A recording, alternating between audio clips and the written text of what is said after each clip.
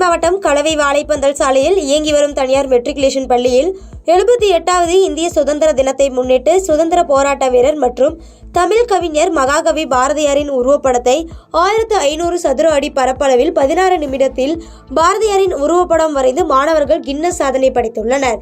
இந்த சாதனையை London books of world ரெக்கார்ட்ஸில் பதிவு செய்யப்பட்டுள்ளது. காரைக்கால் மாவட்டத்தில் உள்ள கிளை சிறையில் போக்சோ வழக்கில் கைது செய்யப்பட்டு சிறையில் இருந்து வந்த கைதி ராஜ்குமார் என்பவரை சக கைதி ஒருவர் தாக்கியதை தொடர்ந்து அவர் நேற்று காரைக்கால் அரசு மருத்துவமனையில் சிகிச்சைக்காக சேர்க்கப்பட்டார். இந்த நிலையில் தனக்கு வயிறு வலிப்பதாக கூறி கழிவறைக்கு சென்ற ராஜ்குமார் அங்குள்ள ஜன்னல் கம்பி மற்றும் கண்ணாடிகளை உடைத்துவிட்டு தப்பி சென்றுள்ளார். இதுகுறித்து சிறை அதிகாரிகள் காரைக்கால் நகர காவல் நிலைய போலீசாரிடம் புகார் அளித்ததை தொடர்ந்து தப்பித்து ஓடிய சிறை கைதி ராஜ்குமாரை வலை வீசி தேடி வருகின்றனர். மயிலாடுதுறையில் உள்ள சில்வர் ஜூப்ளி ராக்கெட் தனியார் பள்ளியில் மயிலாடுதுறை மாவட்ட சதுரங்க கழகம் மற்றும் Rotary club of Mayuram delta சார்பில் மாநில அளவிலான சதுரங்க போட்டி நடைபெற்றது. இப்போட்டியில் பல்வேறு மாவட்டங்களைச் சேர்ந்த 500க்கும் மேற்பட்ட மாணவர்கள் ஆர்வமுடன் பங்கேற்று தங்கள் திறமைகளை வெளிப்படுத்தினர்.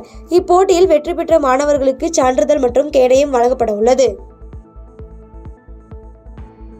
மயிலாடுதுறையில் பகுதி நேர ஆசிரியர்கள் கூட்டமைப்பின் மாநில செயற்குழு கூட்டம் மாநில ஒருங்கிணைப்பாளர் செந்தில்குமார் தலைமையில் நடைபெற்றது. இதனைத் தொடர்ந்து அமைச்சரவை கூட்டத்தில் அரசு கொள்கை முடிவு எடுத்து 12,000 பகுதி நேர ஆசிரியர்களை பணி நிரந்தரம் செய்ய வேண்டும் என மயிலாடுதுறையில் நடைபெற்ற பகுதி நேர ஆசிரியர்கள் கூட்டமைப்பின் மாநில செயற்குழு கூட்டத்தில் தீர்மானம் செய்யப்பட்டது. காஞ்சிபுரத்தில் நடைபெற்ற விவசாய கண்காட்சியை துவக்கி வைத்த உழவர் மற்றும் நலத்துறை அமைச்சர் MRK பன்னீர்செல்வம் உரையாற்றினார். அப்பொழுது பேசிய அவர் விவசாயிகளுக்கு பச்சை துண்டு அங்கீகாரம் கிடைத்தது திமுக ஆட்சியில்தான் என கூறினார். இவ்விழாவில் MRK பன்னீர்செல்வம், நகராட்சி நிர்வாகம் மற்றும் குடிநீர் வழங்கல் துறை அமைச்சர் KN நேரு, தமிழக சிறு குறு மற்றும் தொழில் நிறுவனங்கள் அமைச்சர் அன்பரசன் மற்றும் சட்டமன்ற நாடாளுமன்ற உறுப்பினர்கள் பலர் கலந்து கொண்டு கண்காட்சியினை பார்வையிட்டனர். திருச்சி மாவட்டம் சுப்பிரமணியபுரத்தில் உள்ள தனியார் திருமண மண்டபத்தில் தமிழக பயிற்சியாளரும் தலைவருமான கந்தமூர்த்தி தலைமையில் போட்டிகள் நடைபெற்றது. இதில் போட்டிகளில் வெற்றி பெற்ற வீரர் வீராங்கனைகளுக்கு திருச்சிராப்பள்ளி ராயல் லயன்ஸ் கிளப்பின் சாசன தலைவர் முகமது சஃபி தங்கம், வெள்ளி, வெண்கலம் உள்ளிட்ட பதக்கங்கள் மற்றும் சான்றிதழ்கள் வழங்கி வாழ்த்தினார். இந்த போட்டி தேர்வு மற்றும் பயிற்சி முகாமில் 100க்கும் மேற்பட்ட வீரர் வீராங்கனைகள் பங்கேற்றனர். திருச்சி மாவட்டம் காட்டுப்புதூர் அடுத்துள்ள மேக்கல் நாயக்கன்பட்டி ஆரம்ப சுகாதார நிலையம் அருகில் உள்ள ஒரு கிணற்றில் இறந்த நிலையில் பச்சிளம் குழந்தை மிதந்து கொண்டிருப்பதாக அப்பகுதி பொதுமக்கள் காட்டுப்புதூர் காவல்துறையினருக்கு தகவல் தெரிவித்துள்ளனர். இத்தகவலின் பேரில் சம்பவ இடத்திற்கு சென்ற காவல்துறையினர் கிணற்றில் மிதந்து கொண்டிருந்த பெண் குழந்தையை மீட்டு காவல்துறையினர் பிரேத பரிசோதனைக்காக முசிறி அரசு மருத்துவமனைக்கு அனுப்பி வைத்து வழக்கு பதிவு செய்து விசாரணை மேற்கொண்டு வருகின்றனர்.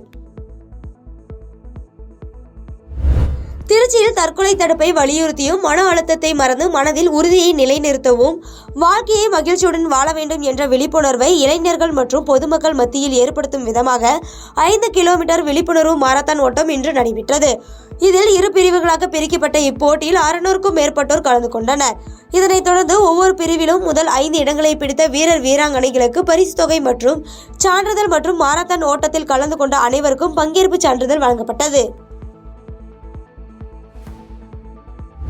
திருச்சி மாவட்டம் சமயபுரம் அடுத்துள்ள கீழப்பெருங்காலூர் கிராமத்தில் 600 ஆண்டுகள் பழமை வாய்ந்த சங்கிலி கருப்பண்ணசுவாமி மற்றும் பெரியண்ணசுவாமி கோயிலில் குலதெய்வ வழிபாடு நடைபெற்றது. இவ்வழிபாட்டில் 13 சமுதாயத்தைச் சேர்ந்த மக்கள் ஒன்று கூடி வழிபாடு செய்தனர். இதனைத் தொடர்ந்து இவ்விழாவில் 108 கிடாய் வெட்டி சிறப்பு அபிஷேகம் ஆராதனை நடைபெற்றது. இதில் ஏராளமான பக்தர்கள் கலந்து கொண்டு கருப்பண்ணசுவாமியை வழிபாடு செய்தனர். பொள்ளாச்சி மாவட்டம் உடுமலை சாலையில் உள்ள தனியார் திருமண மண்டபத்தில் சேரமான் பெருமாள் நாயனாரின் 94வது குருபூஜை வழிபாட்டு விழா மற்றும் தமிழ்நாடு சேரகுல வேளாளர் சங்கத்தின் 75வது பேரவை கூட்டம் நடைபெற்றது. இதில் கோவை, திருப்பூர், ஈரோடு உள்ளிட்ட தமிழகத்தின் பல்வேறு மாவட்டங்களில் இருந்து ஏராளமான நிர்வாகிகள் கலந்து கொண்டனர். இதன் பின்னர் செய்தியாளர்களை சந்தித்த மாநில துணைத் தலைவர் NS மணி, சேரகுல வேளாளர் சமூகத்தினரை பிற்படுத்தப்பட்டோர் பட்டியலில் சேர்க்கப்பட்ட பிறகும் சலுகைகள் எதுவும் கிடைக்கவில்லை என குற்றம் சாட்டி பேசினார். பாதகம் செய்பவரை கண்டால் நாம் பயங்கொள்ளலாகாது பாப்பா, மோதி மிதித்து விடு பாப்பா, அவர் முகத்தில் உமிழ்ந்து விடு பாப்பா. அண்மை செய்திகளை உடனுக்குடன் தெரிந்து கொள்ள இணைந்திருங்கள் இயம்நாடு தொலைக்காட்சியுடன்.